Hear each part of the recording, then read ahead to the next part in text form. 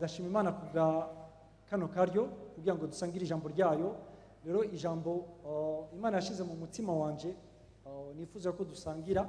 Iri jambo nararipartagije nabo mu gitondo muri indwi iheze, ariko kandi naryo jambo shaka yuko dupartaja uno munsi. Icyambere nshaka yuko mumenya yuko ikintu cyose kiba gifise icyabiteye. Haba hari impamvu ituma ikintu cyakoretse, ikintu gihari kiba. Okay? Reka mbereke.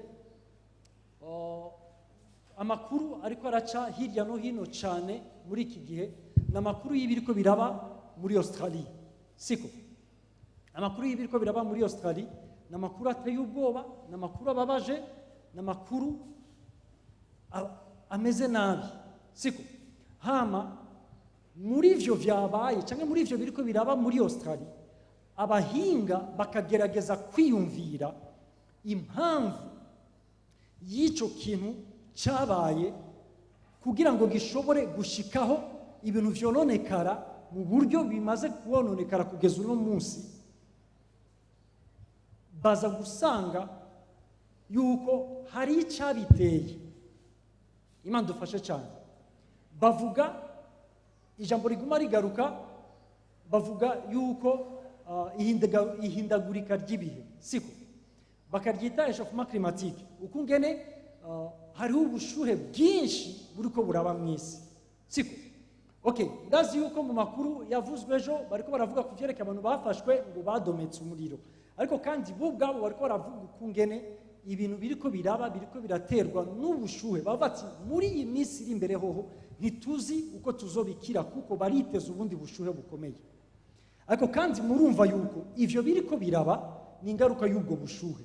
Ariko kandi ingaruka y'ubwo bushuhe kuba bwinshi uko bumeze cyangwa iryo hindagurika ry'ibihe abantu bariko baravuga, ugiye kuraba rifitanye isano n'ikindi kintu cyabaye cyangwa kiriko kiraba cy'ukungene mwisi, kubera ukungene abantu bashaka gushika ku bintu bikomeye, bagerageza gukora mu buryo butandukanye. Mu byo bariko barakora bakarekura imyuka mibi yonona isi yacu, iyo ikaza kuvamwo iyo ngaruka y'ukungene haza ubwo bushuhe burenze n'ibindi bibi byose bishika. Icyo nshaka kuvuga ni giki? Nuko amahano ariko araba uno munsi afise ico avako. Imana dufashe cyane. Nta kintu na kimwe kiba kidafise aho cyavuye. Ni nk'uko n'abana mu ishuri ugiye kuraba ari abayoberwa, ari n'ababitoye cyangwa abaheisisa, aba bantu hari impamvu biba bimeze gutyo.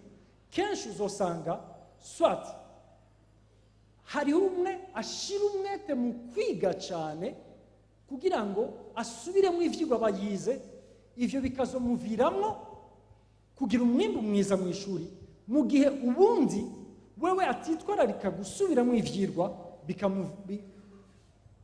bikamuyobera. Nk'uko hari igihe baja mu ishuri bose bigishwa n'umwigisha umwe bose, agatanga uturerero tumwe bose bahari, ariko umwe akagerageza gukurikira umwigisha muri ivyo ariko arigisha, ubundi akaba wa undi twiga sinzi mu ishuri rya kangahe muri primaire kera bavuga ngo nta Samara yaranyomoje. Resultat iza kuvana n'inyifato y'aba banyeshuri uko batandukanye, ari nziza ari mibi, ari nziza cyangwa ari mbi. Okay?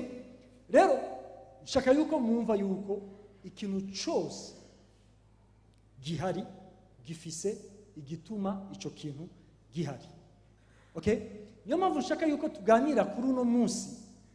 Imana yashize iri jambo mu mutima wa pasiteri yuko ari umwaka w'ubwiza, ariko nanje ico nshaka kuvuga nuko ubwo bwiza bufise igituma bugaragara. Rero ijambo nshaka yuko dusangira ni ijambo rivuga ngo uburyo bushikana cyangwa butuma ubwiza bugaragara n'umutima uri atashe, umutima uri atashe ku Mana. Siko? Icyo ni kirundi gishasha kivutse uno munsi. Okay? Uburyo cyangwa inzira ishikana aho umuntu abona ubwiza bugaragara ku buzima bwiwe n'umutima uri atashe ku Mana. Munyamerera nsoma no majambo ari muri Malaki igice cya gatandatu, Malaki igice cya gatatu mpere ku murongo wa gatandatu ngeze ku murongo wa 12. Malaki igice cya gatandatu mpere ku murongo wa gatatu ngeze ku murongo wa 12. Havuga ngo kuko je uhoraho ataho mpinduka, nicyo gituma mwebwe bana ba Yakobo mutamazwe rwose. Sinzi nimba ari Kirundi nimba ari Kinyarwanda, ariko munyemerere ndarivuge muri ubwo buryo. Muri iyo version yindi ni Malaki chapitre 3, Malaki igice cya gatatu uhereye ku murongo wa gatandatu ukageza ku murongo wa 12. Mu yindi version kumbure ishobora kuba ari Kinyarwanda, mumbabarire ariko ndayivuge gutyo. Aha hantu bavuga ngo mutamazwe rwose, ngo nicyo gituma mwebwe bana ba Yakobo mutamazwe rwose. Bavuga ngo nicyo gituma mwebwe bana ba Yakobo mutaherengeteye. Kirumvikana icyo Kirundi? Mutaherengeteye. Okay? Rero Seti haravuga ngo uhereye mu bihe by'abasogokuruza muhora mukevya mugata amabwirizwa yanje, ntimuyitondere. Nimungaruke ko nanje nzobagaruka ko nikoraho nye n'ingabo agize. Yamara muravuga muti twogaruka mu buryo ki? Mbega umuntu yogunga Imana, ariko mwebwe mwarangunze.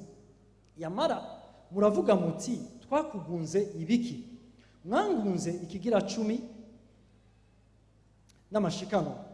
Wa muvumo mwarawuvumwe kuko ihanga ryose uko mungana mwangunze. Muzane mu bubiko ikigira 10 gishitse kugira ngo inzu yanje ibe mu ivyo kurya, enda nimubingeragereshe nikuhoraho nye n'ingabo agize. Murabe ko ntazobagomorera ingero zo mu ijuru, nkacuncubura umugisha mukabura aho mu kwiza. Nzoka nkamira ururyi ku bwanyu ntirwonone imirima yo mu ndimiro zanyu. Iri jambo ngo zoka nkamira ururyi, mu zindi version hakoreshwa ijambo rivuga destructeur, umuranduzi.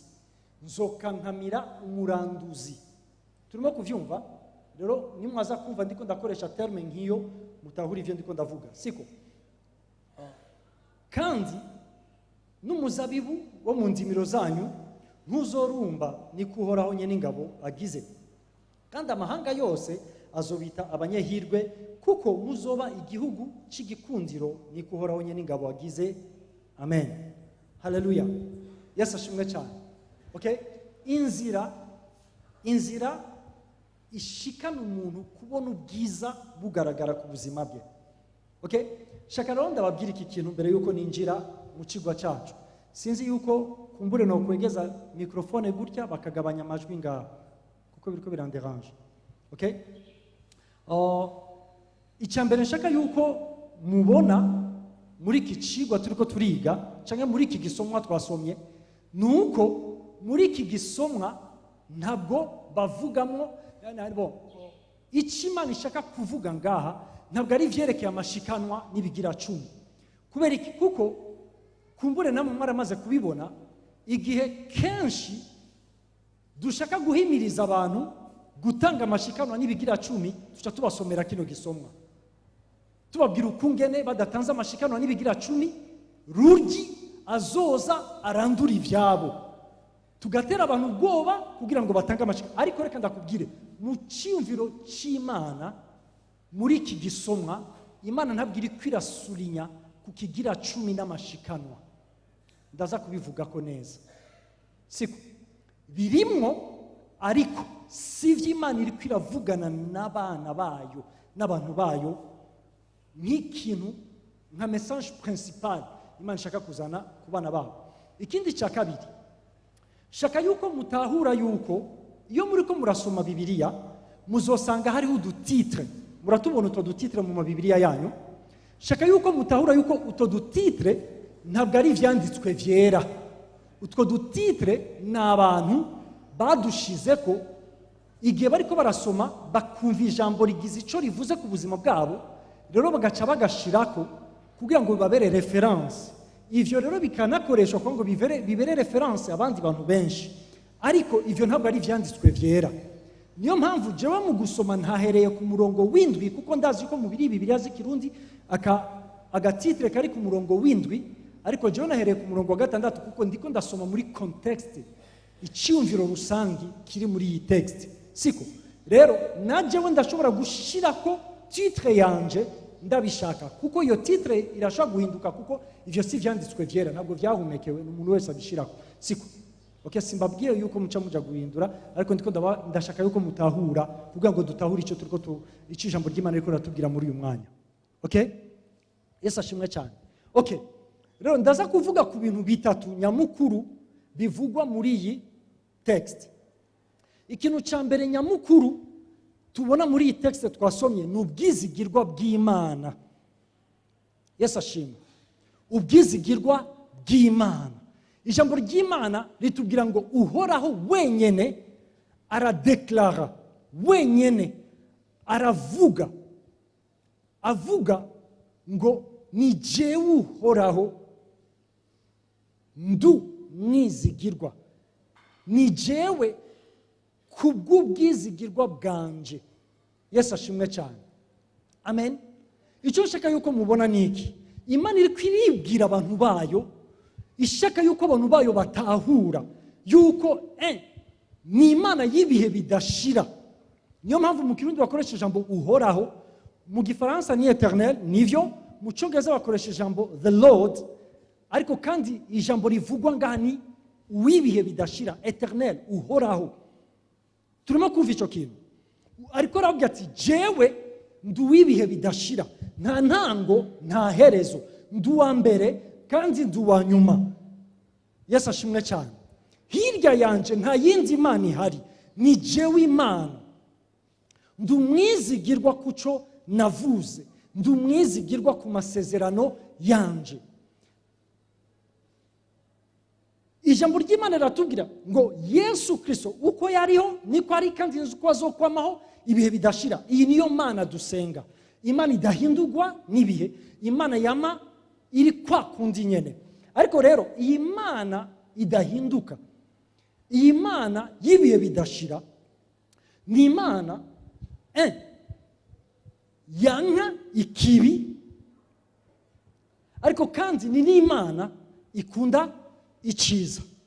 Yesu ashimwe cyane. Amen. Ni Imana yanka ikibi, ni Imana yanka ikibi igakunda iciza. Yesu ashimwe cyane. Amen. Haleluya. Shaka yuko dukurikirana neza. Yanka ikibi igakunda iciza. Niyo mpamvu rero muri iki gitabo cyose cya Malaki haraza havuga neza uko Imana yabonye abantu bayo. Ibintu bimeze gutya rero. Mu gitabo cya Malaki, iki gitabo cyanditswe nyuma yuko Abisirayeli bavuye muri deportation, bavuye mu buja igihe bajanwaga n'Abakarudayo. Cyari igihe aba bantu bamaze kugaruka bakubaka ingoro Yerusalemu, bagasubira kandi bagasanura n'uruzitiro rw'Yerusalemu. Aba bantu babaho banezerewe ivy'Imana yabakoreye. Niyo mpamvu Imana iri kwirabereka ukugene yababereye umwizigirwa muri ivyo vyose. Ariko kandi muri uko kubaho muri ivyo bihe bari mu mpore baguwe neza, umengo atanico binona bafise ibakwiye, niho Imana yarungitse umuvugishwa wayo Malaki kugira ngo babwire amajambo yo muri iki gitabo. Imana dufasha cyane, abereka ukungene iyo Mana yanka ikibi, ariko iyo Mana igakunda iciza. Ahangaha sindi ko ndavuga ngo Imana ikunda ababi ariko ikanka ikibi, ndiko ndavuga yanka ikibi igakunda iciza. Yesu ashimwe cyane. Amen. Rero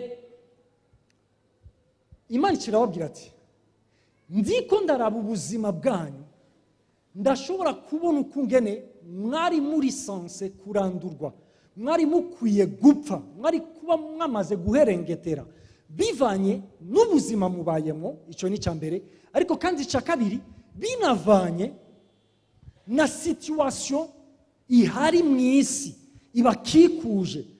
Nta n'umwe muri mwebwe yobaye akiri muzima. Kubera iki? Kuko situation zihari ziratwereka yuko ibintu bifuye, ibintu bitariko bidashobora kuvamwo ikintu kizima.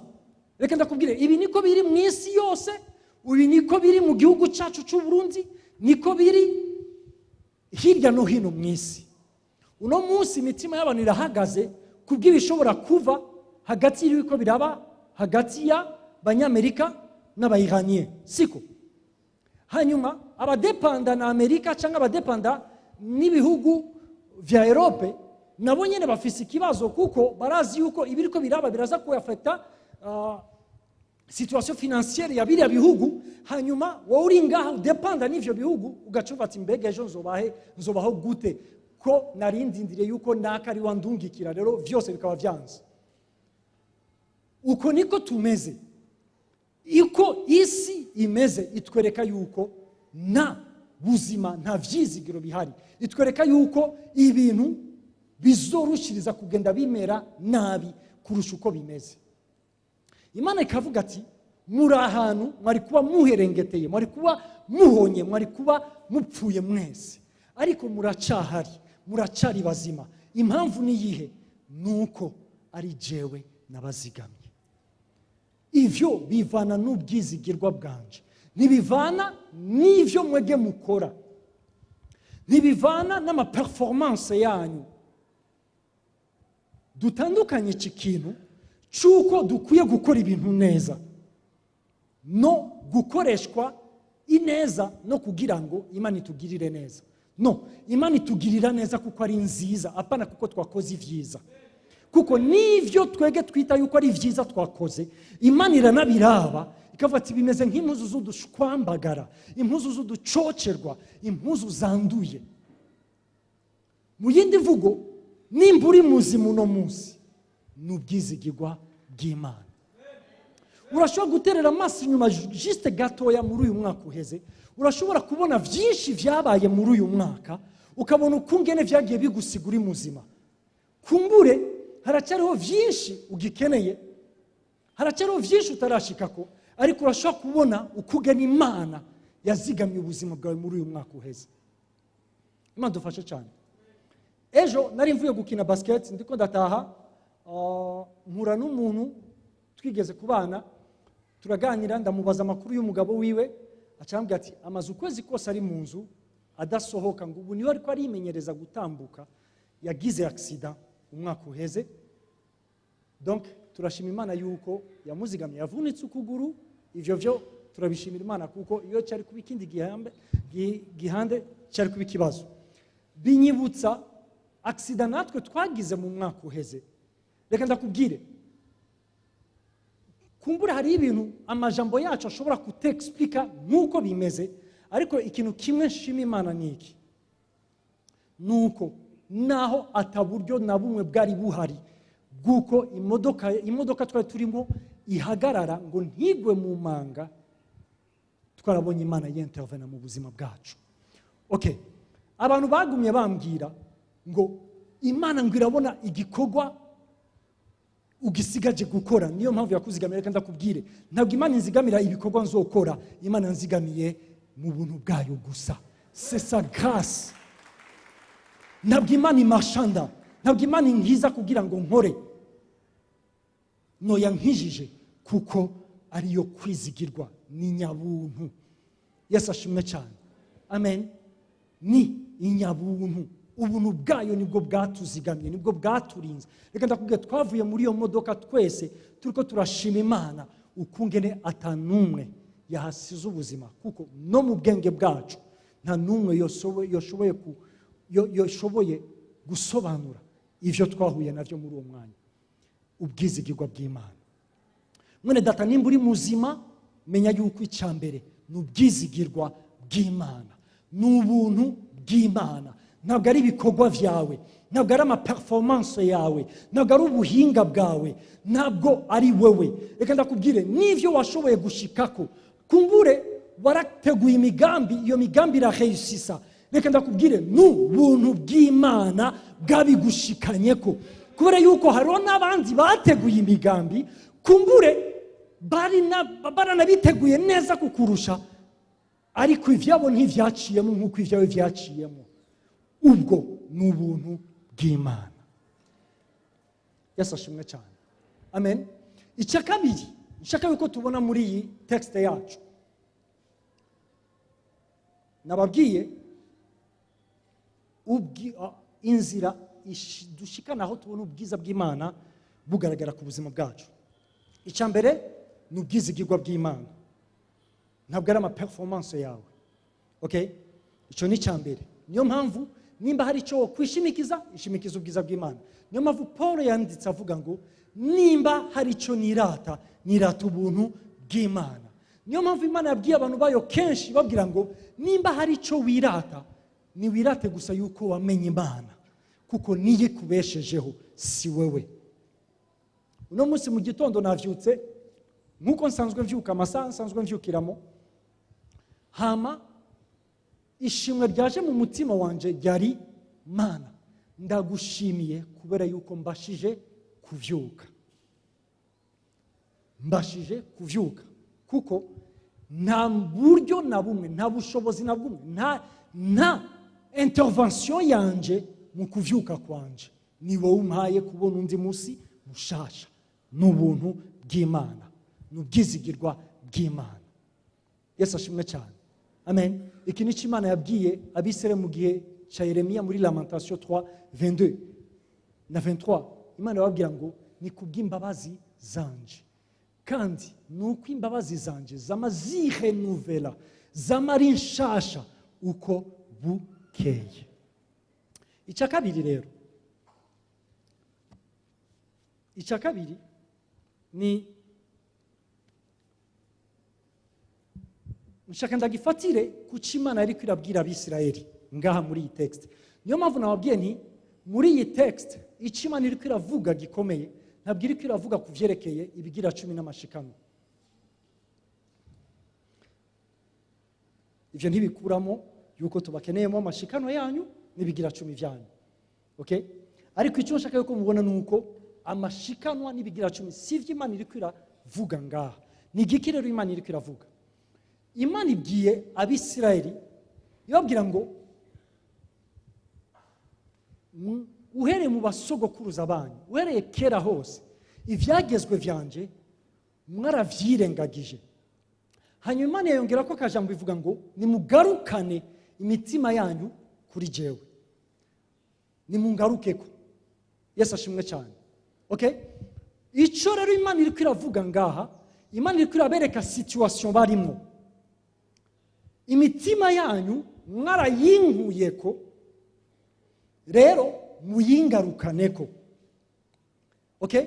Icyo nshaka kuvuga rero kuri iyi point ya kabiri ni umutima uri atashe ku Mana. Ariko rero mbere yuko mvuga ku vyerekeye umutima uri atashe ku Mana, munyemerere mvuge gatoya ku mutima uvuye ku Mana. Siko ijambo ry'Imana riratwereka muri Genese igice cya 3, itanguriro igice cya 3, ukungene Adamu na Eva uburyo baremwe bw'ubwiza bubariko mu buryo n'ivyaremwe vyari biri sanse kubumvira, kuko bahawe ububasha bwo kuganza ivyaremwe byose, bahawe ububasha bwo kurepresenta, bwo guserukira Imana mw'isi. Ariko aba batipe bahitamo gukura imitima yabo ku Mana, bahitamo gufata imitima yabo bayishira ku bindi bintu. Abantu bumva, Adamu na Eva bumva yuko bakeneye kwigenga, kubaho badakeneye Imana mu buzima bwabo, kubaho biganza, kubaho bibereye Imana bonyene. Bakura imitima yabo ku Mana, bashira imitima yabo ku bindi bintu. Imana dufashe cyane. Ivyo bibaviramo iki? Bibaviramo gutakaza ubwiza. Iki nico ijambo ry'Imana rivuga muri Rome 3:23. Abaroma 3:23 ngo kuko bose bakoze ivyaha ntibashikira ubwiza bw'Imana. Iri jambo rivuga ngo ntibashikira ubwiza bw'Imana, ubundi risobanurwa batakaza ubwiza bw'Imana. ubwiza bw'Imana bwari buri kuri bo barabutakaza, bisanga babayeho atabwiza bw'Imana buri ku buzima bwabo, kubera guhitamo kwabo bahisemo gukura imitima yabo ku Mana no kuyishira ku bindi bintu. Iki nicyo kintu gikomeye kenshi gituma abantu bakura imitima yabo ku Mana. Kimwe nuko Bibiri twereka yuko abari mu isi yose bose bariho imitima yabo yaravuye ku Mana keretse abizeye Yesu Kristo. Ariko ikibabaje gihari ni ikihe?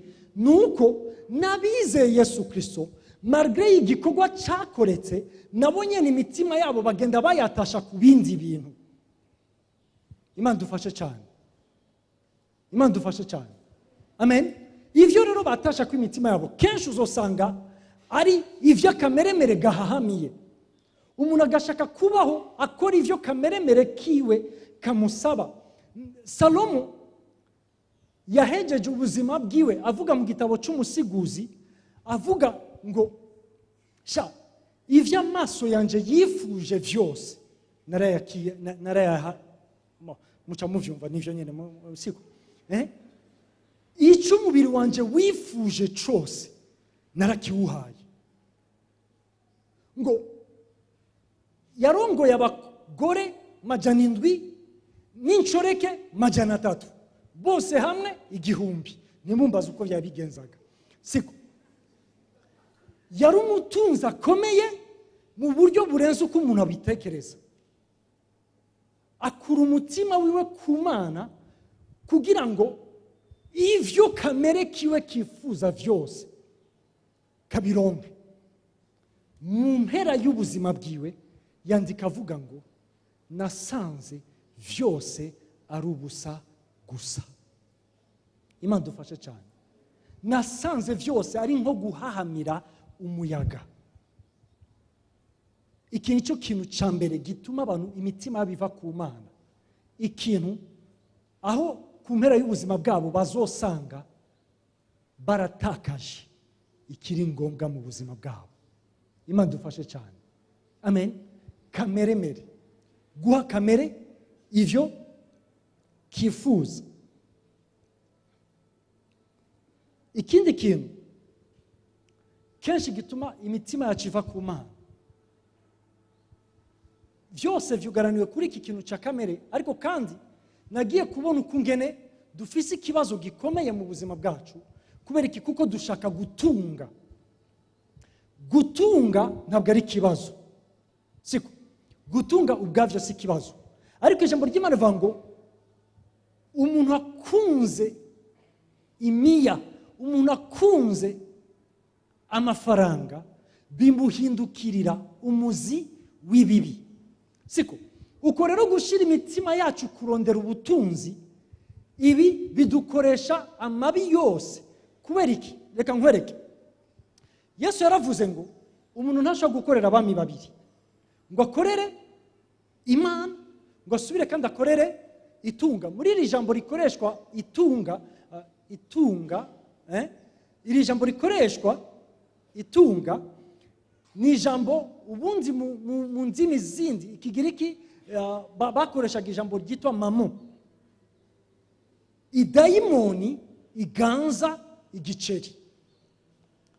Igiceri ubwacu si kibi, ariko iyo umuntu yumva yuko atupri akwiye kugishikako, ibi rero iyo mpemu niye muganza. Kubera iki? Kuko yakuye umutima we ku Mana, umukoresha ni igiceri, umukoresha niyo mpemu y'igiceri iganza igiceri. Iyi rero iramukoresha mabi yose ashoboka kugira ngo ashike ku giceri ashaka. Bamwe bakagishikako baramaze konona byinshi mu buzima bwabo n'ubuzima bw'abandi, abandi bakazoheza ubuzima bwabo bataragishikako, ariko baronyonye ubuzima bwabo kandi baranonye n'ubuzima bw'abandi bantu. Imana dufashe cyane. Amen. Ikindi nuko ukuntu kenshi dushaka kumenyekana. Dushaka kumenyekana. No kuko nshaka kumenyekana, il faut yuko ndaba uko abandi bose bameze, uko abandi bose bifata. Abo bazwi, abo bitwa yuko bazwi, abo bitwa yuko ari abantu bari famous siko. uko kuntu bifata, uko kuntu bambara, uko kuntu bavuga, uko kuntu bakora, il faut yuko nanje ndavyiga, ndabigire kugira ngo nanje nshobore kumenyekana. Ibi rero kenshi bituma umuntu ashika ahantu yivanga canke akora n'importe quoi, akora ivyo ari vyo vyose kugira ngo amere nk'uko abo bandi yifuza yuko abo bandi bameze uko yifuza yuko nawe amera. Ikindi kibabaje ni ukungene abantu bifuza kwemerwa, abantu bifuza kwakirwa mu bandi, abantu bifuza yuko bapatena mu mugwi runaka, nanje banyemere, nanje banyakire. Uko kuntu abantu bifuza kwakirwa, kwemerwa n'abandi, kenshi navyo biratwonona. Kubera iki? Kuko abo bandi dushaka kwapatenako baca batugira ko influence, baca badukoresha ivyo bashaka.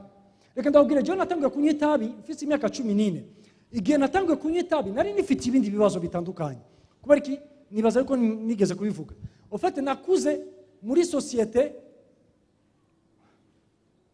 rimwe papa Santa niwe atari ngani, we yaguma avuga ati nguyu ni muzungu wetu. Okay? Muri iri koraniro ryose bavuze chasser l'intrus ni jewe muca mushira hanze. Siko. Nakuriye muri yo societe. Ndi ahantu batanyemera nk'umwirabura. Toutefois atana handi nshobora kugenda ngo ni mu bazungu nabo ngo banyemere nk'umuzungu. Siko. Ivyo ako n'agace gatoya, ico ni kibazo cyateye ikibazo mu mutima wanje, cyateye ikibazo ubuzima bwanje, mu buryo mfise imyaka 14 kugira ngo numva yuko napatena ku mugwi runaka w'abantu, nacaga ntangura gukora ivyo abo bantu bakora. Nico gihe natanguye kunywa itabi mfise imyaka 14. Bon, ndaje ko mshaka bati ngo abiki gihe itabi baritangura kare cyane. Bon, je ndiko ndavuga muri kiriya gihe canje, siko hapana muri iki gihe. Mfise imyaka 14. Nyuma gatoya mfise imyaka 15, 16 naranywaga inzoga mu buryo nanyoye n'inzoga na minervare ndayirya. Naronse diplome ya kabiri ku ishuri, ariko banyima diplome kubera yuko nta mafaranga nari mfise. Ibi vyanteye ikibazo mu buzima. Murabe uko kuntu nshaka kwemerwa, nshaka kwapatena mu mugwi w'abantu, vyagiye konona ubuzima bwanje. Ubuzima bwanje burononekara, bugira n'izindi ngaruka zitandukanye zagiye zinkurikirana mu buzima. Imana dufashe cyane. Amen. Hari ikintu kimwe abantu batazi. Jewe nakijijwe mfise imyaka 13.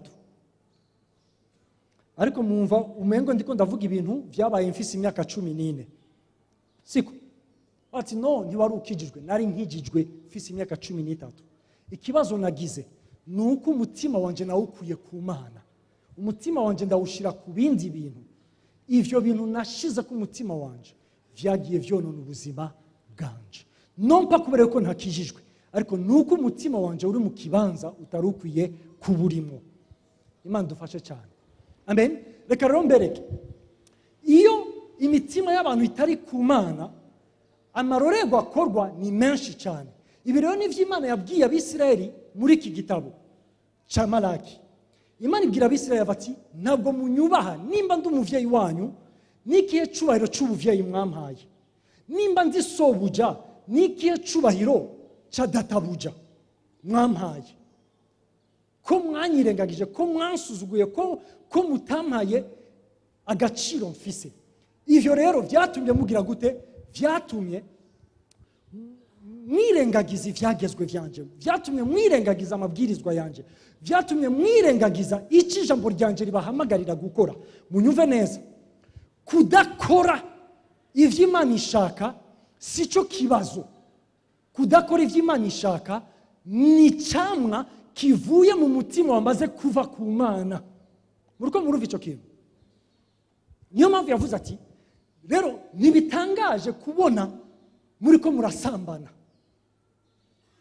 Nibitangaje kubona abagabo barenga ibigo cyangwa abagore barenga ibigo.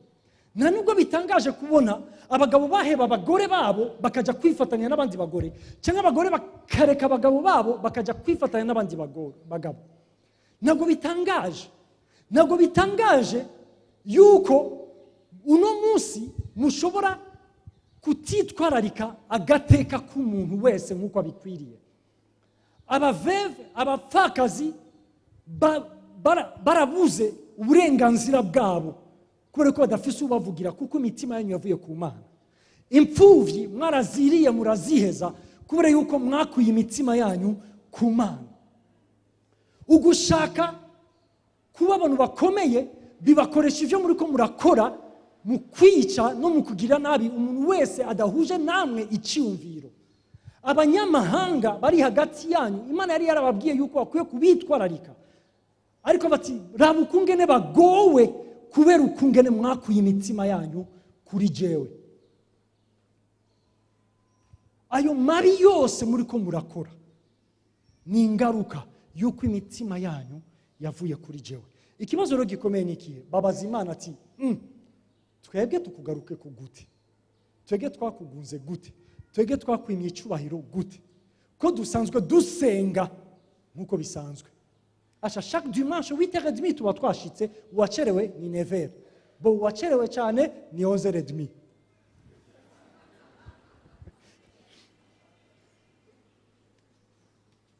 Aba batipe barasenga sérieusement.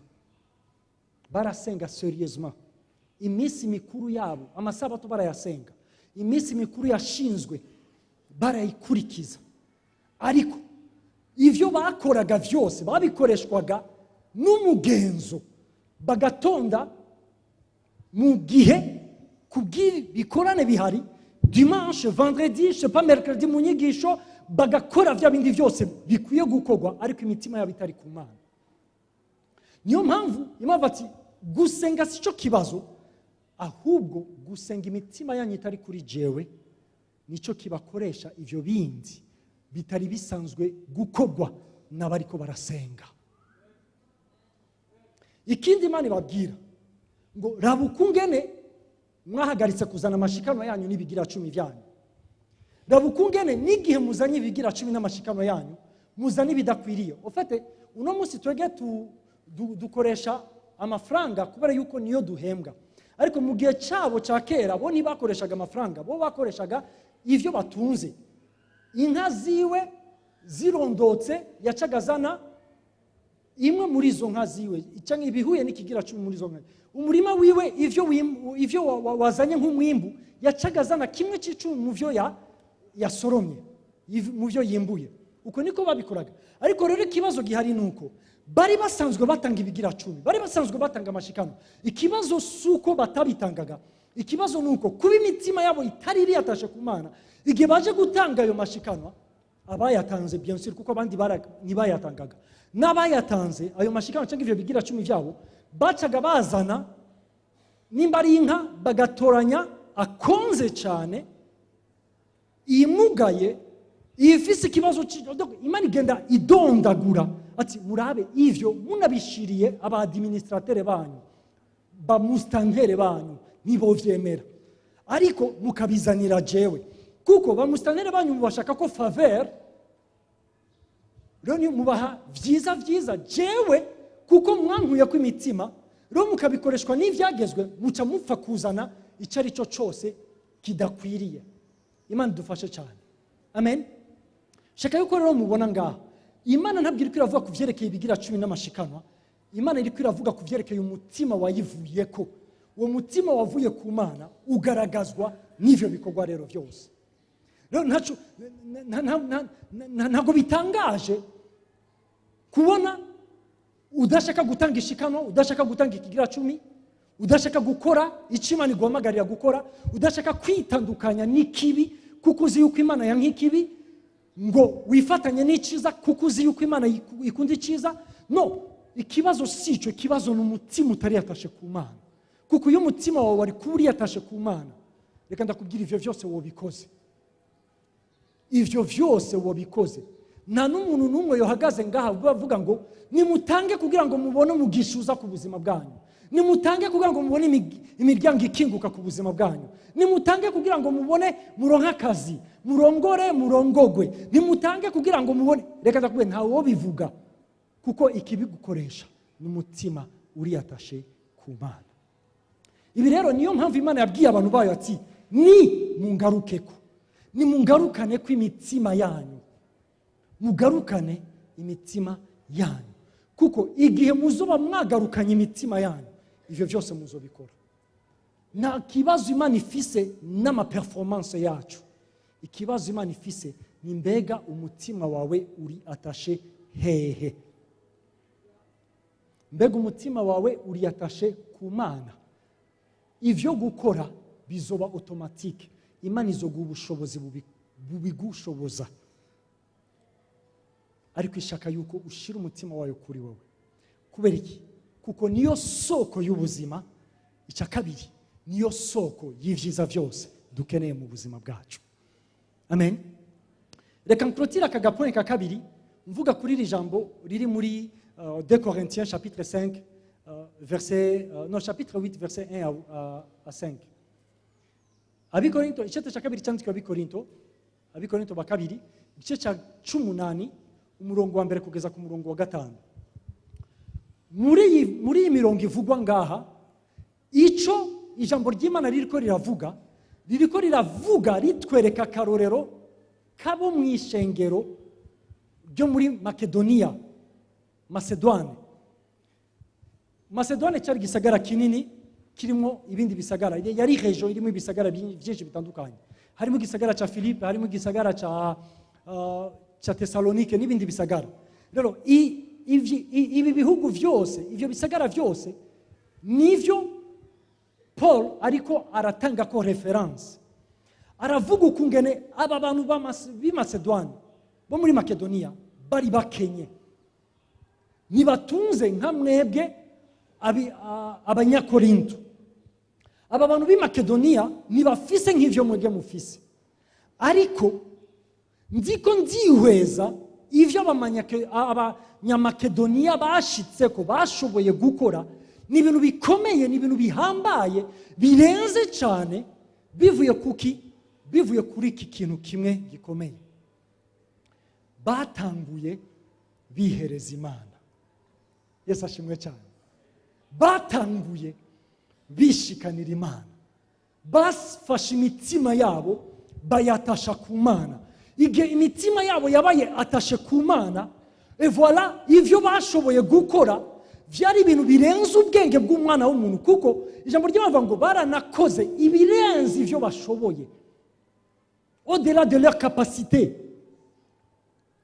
Mu yindi mvugo, imitima iri atashe ku Mana, Imana yayikoresheje ibikomeye birenze ivyo umuntu yokoze mu buryo buri naturel. Yesu ashimwe cyane. Amen. Haleluya. Batanguye bishikanira, bihera Imana, imitima yabo bayatasha ku Mana. Ivyo vyatumye eglise ya Makedonia iba reference mu ma eglise byose Paul yatanguje. Ibi vyaje kuvamwo umugisha.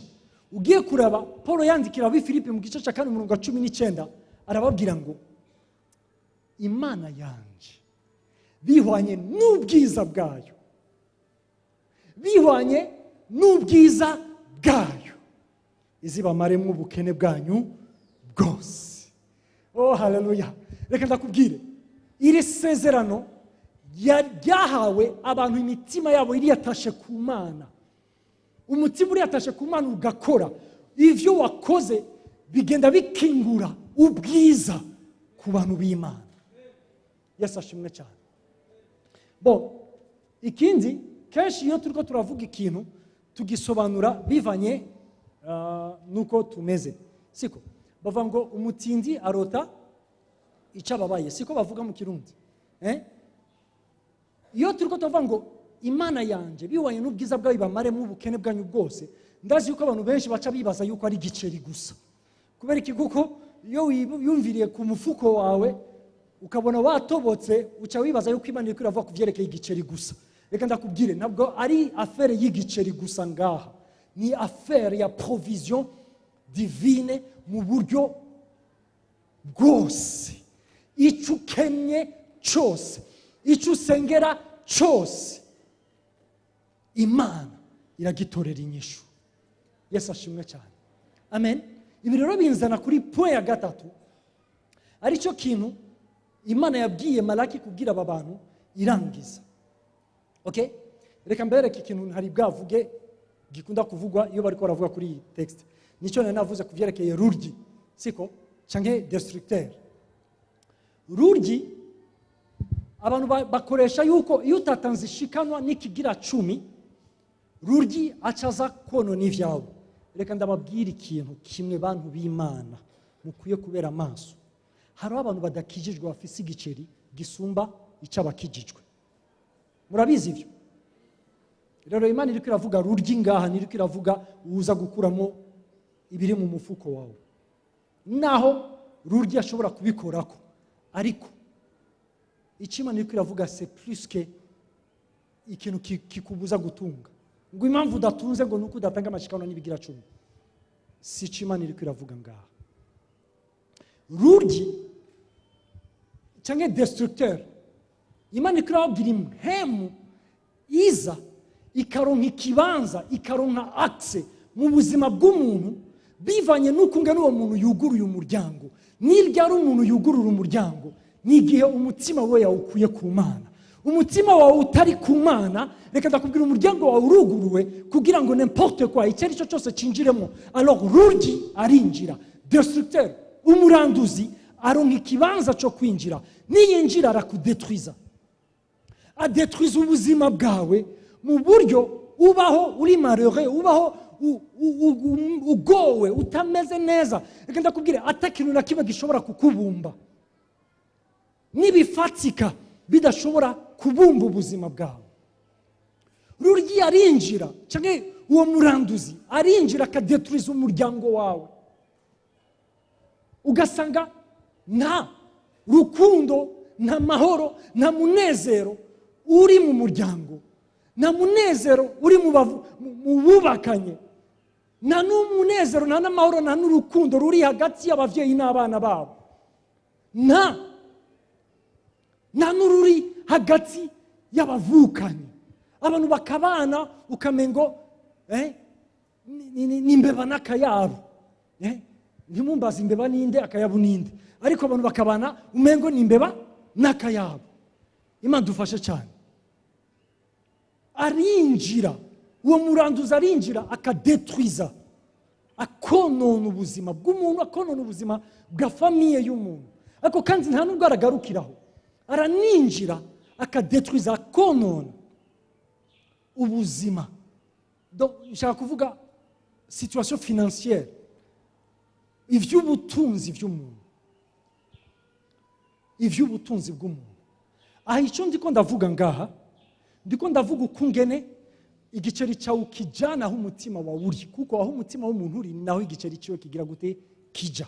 Rero umutima wawe uri ku Mana, muca mumva yuko igiceri cyawe kija ku Mana kandi kiba kiri sécurisé. Ariko iyo utari ku Mana ukijana aho ukijana hose kandi uhurirayo nibiza konona ubutunzi bwawe. Ikindi reka ndakarengana ndakavuge muri uburyo. Naha rero Imana ivuga ati igihe rero muzoba mwashize imitima yanyu kuri jewe, mwangarutseko, mwasubiye kwatasha ubuzima bwanyu kuri jewe, ndabasezeraniye ubwiza. Yesu ashimwe cyane.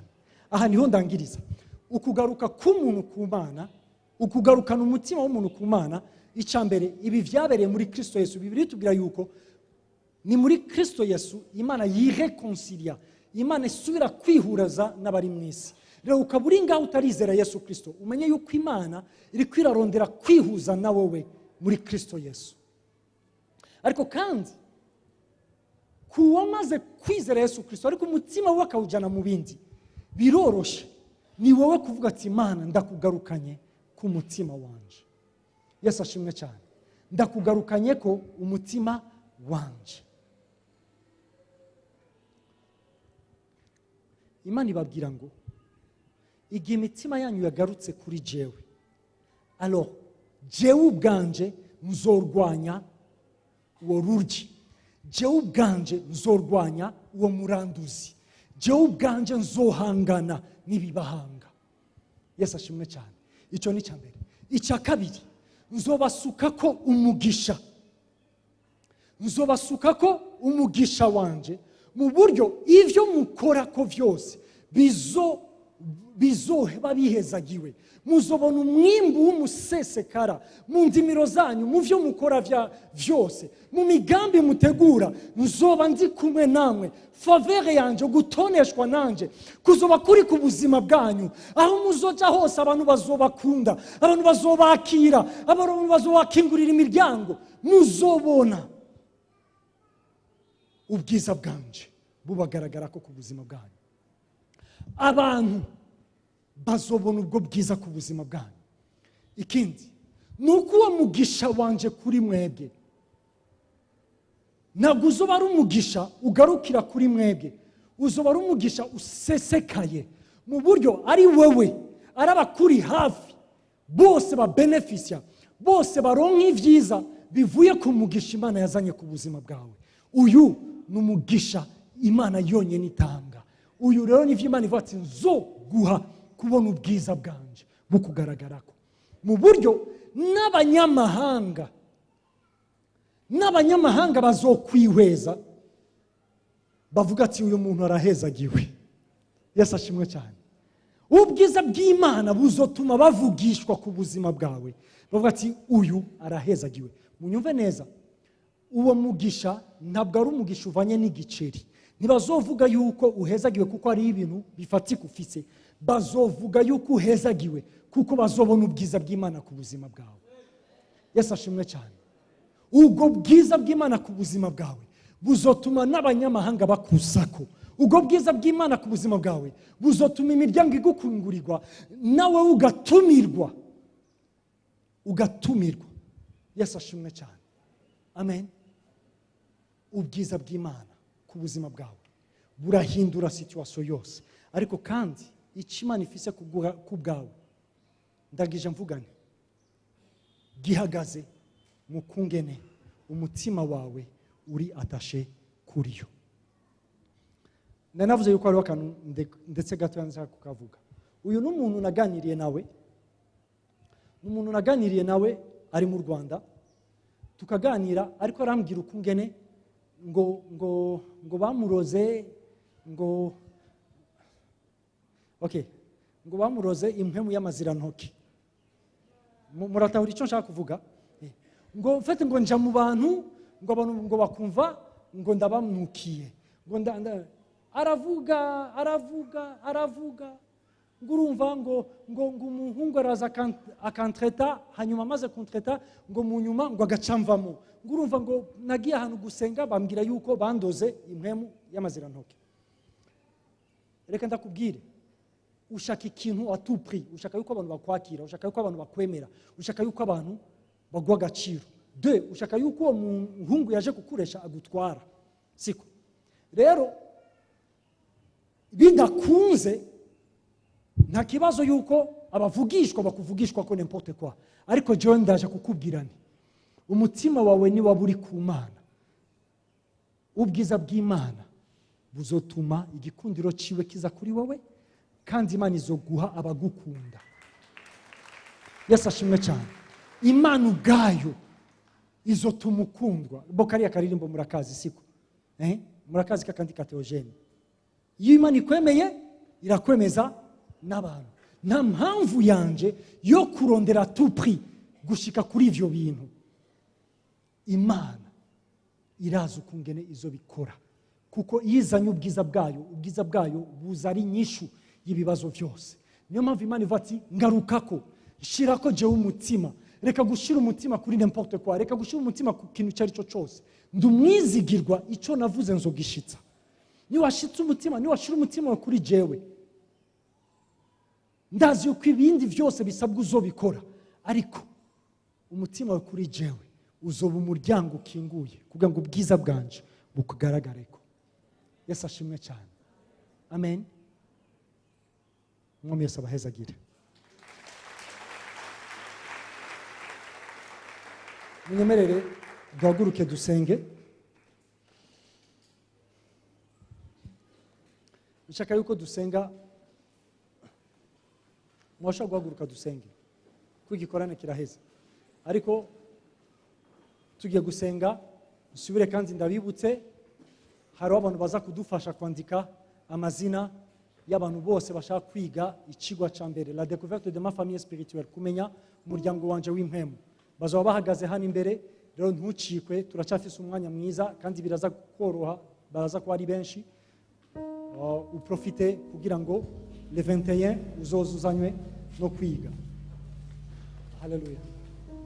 Shaka yuko dusenga, ariko kandi ndakeneye yuko mu gusenga uraba umutima wawe wahuri, uraba impamvu igukoresha ibyo ukora. Nihe mpamvu igukoresha ibyo ukora? Mbega umutima wawe uriyatashe ku Mana cyangwa umutima wawe uriyatashe ku kindi kintu?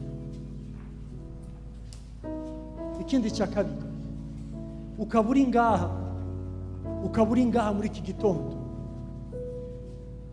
ushobora kuba ari bwo bwa mbere uje muri Life Center, cyangwa ushobora kuba umaze iminsi usengera muri Life Center, winjira muri Life Center, ariko kandi ukaba utarifatanya n'Imana, utaragaruka, utarashira umutima wawe ku Mana. Imana iri kwirakwinginga, Imana iri kwirireconcilia nawe we muri Yesu Kristo. Niho honyine hariho reconciliation, kuko iyo reconciliation habayeho uko guhuzwa hagati yawe n'Imana, nibwo buryo bwonyene buhari bw'uko ubwiza bw'Imana bugaruka mu buzima bwawe. Ukaba uri ngaha, urashaka kuduza ikiganza tugufashe gusenga. Uri ngaha,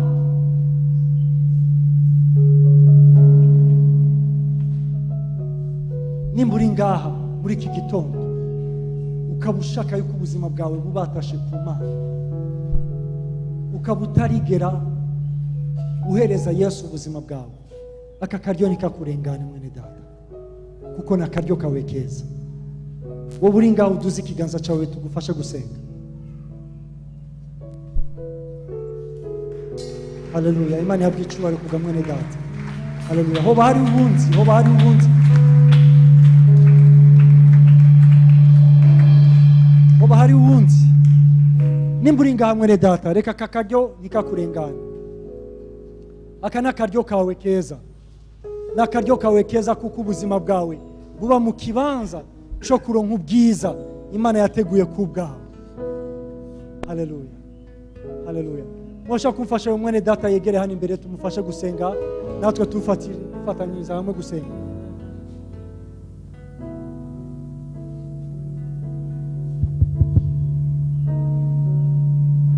Haleluya. Haleluya. Nundi wese yoba ari ngaha, nundi wese yoba ari ngaha, aka karyo nikakurengane. Urashaka kwegera hano mwene data, urashaka kwegera hano mwene data. Haleluya. Aka ni akaryo kawe keza, aka ni akaryo kawe keza. Haleluya. Haleluya. Reka ndagutumire abandi bose kuduza ibiganza byacu. Urashaka kuduza ibiganza byawe, utangure gusenga. Wowe uraza aho umutima wawe uherereye muri uyu mwanya, uraza aho umutima wawe uri, urazi ivyo ushaka, urazi ibigenga ubuzima bwawe. Usaba Imana, nimba uri uwo gusaba imbabazi, uvuga Imana mbabarira aho natwaye umutima wanje, ndakugarukanye ku mutima wanje. Niho honyine ushobora gukora ivyo Imana igomba. Nibwo buryo bwonyene bwo kubona ubwiza bw'Imana buhishurwa ku buzima bwawe. Mwashaka kuba muri ko murasenga. Haleluya.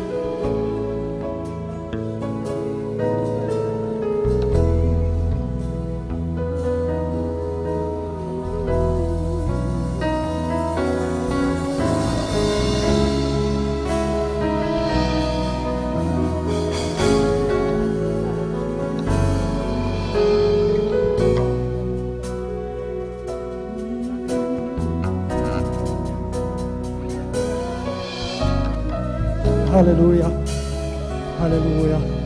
Mwami ndagushimiye ukungena uri Imana yo kwizigirwa, uri umwizigirwa Mwami kuco urico, kuco wavuze, ku masezerano yawe Mwami, kuko naho twega tutawabizigirwa wowe wamuri umwizigirwa.